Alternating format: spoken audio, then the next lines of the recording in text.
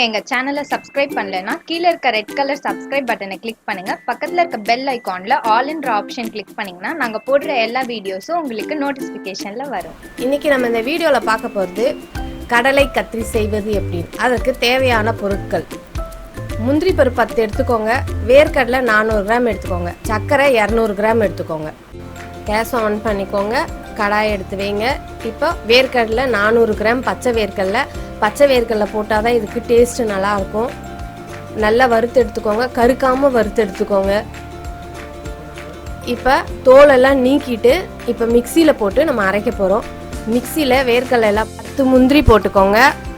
இதை தொடர்ந்து அரைக்கக்கூடாது, கொஞ்சம் விட்டு விட்டு தான் நம்ம அரைக்கணும். ஏன்னா தொடர்ந்து அரைச்சிங்கன்னா கடையில் எண்ணெய் வர மாதிரி ஆகிடும், அதனால நல்லா இருக்காது டேஸ்ட்டு. அதனால் விட்டு விட்டு அரைச்சிக்கோங்க. இந்த மாதிரி பவுடராக அரைச்சி எடுத்து வச்சுக்கோங்க. இதை நம்ம இப்போ எடுத்து ஓரமாக வச்சுக்கலாம். இப்போ சர்க்கரை பாகு எடுத்துக்கலாம். இப்போ நம்ம 400 கிராம் வேர்க்கடலை எடுத்துருக்கோம், அதனால இது 200 கிராம் சர்க்கரை போதும். 200 கிராம் இப்போ சர்க்கரை எடுத்து போட்டு, சர்க்கரையோட நான் ஏலக்காவை அரைச்சி போட்டிருக்கேன். இது கூட ஒரு அரை கிளாஸ் தண்ணி போதும். சும்மா சர்க்கரை முழுகிற அளவுக்கு மட்டும் போட்டுக்கோங்க தண்ணியை. சர்க்கரை பாகு எடுக்கணும். உங்களுக்கு கம்பி பதம் வரலன்னா இதுக்கு அவசியம் கிடையாது, பிசு பிசு தன்மை இருந்தால் மட்டும் போதும்.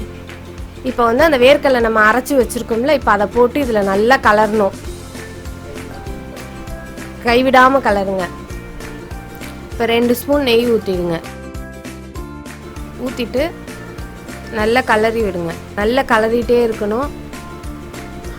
அந்த கடாயில் ஒட்டாத அளவுக்கு அது வந்ததுக்கு அப்புறம்தான் அதை நம்ம மாற்றணும். இப்போ ஒரு பட்டர் ஷீட் எடுத்துக்கோங்க, அதில் ஃபுல்லாக நெய் தடவி வச்சுக்கோங்க. பட்டர் ஷீட் இருந்தால் ஓகே, பட்டர் ஷீட் இல்லைன்னா நீங்கள் தட்டையில் கூட தடவிக்கலாம். இப்போ நம்ம சப்பாத்தி உருட்டுற கட்டையை எடுத்து மேலே நல்லா உருட்டி விடுங்க. ரொம்ப சூடில் இது பண்ணக்கூடாது, கொஞ்சம் ஆறினோடனே நீங்கள் பண்ணலாம். ஓரளவுக்கு கொஞ்சம் ஆறட்டும், ரொம்ப சூட்லேயே நீங்கள் பண்ணாதீங்க. அதுக்கப்புறம் நீங்கள் ஒரு கத்தியில் நெய் தடவி பீஸாக கட் பண்ணிக்கோங்க. உங்களுக்கு கடலை கத்திரி ரெடி.